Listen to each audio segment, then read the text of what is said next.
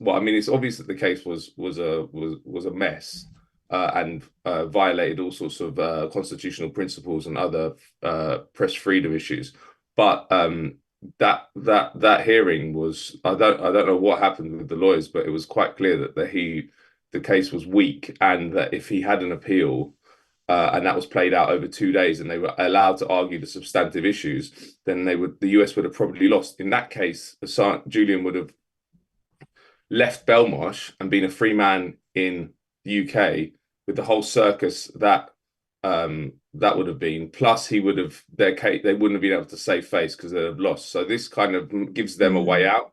He gets to plea to one count, which, by the way, is just. I was just reading the quote that he said to the judge, which was, I was talking to my source about obtaining classified information, and I didn't realize that was a violation of the First Amendment. It's not a violation of the First Amendment, and also what national security reporters do every day in the US and the UK, or good ones do.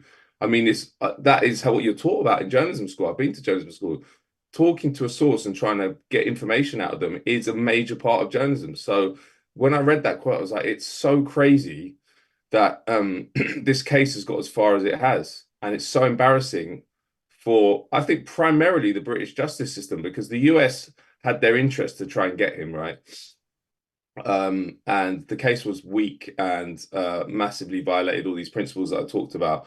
But in that case, the institution or the organization that should have protected Julian, and hopefully you'd hope would protect any journalist coming under persecution from a foreign power, would be the British justice system. But they've basically agreed with every dot and comma of the original Trump indictment.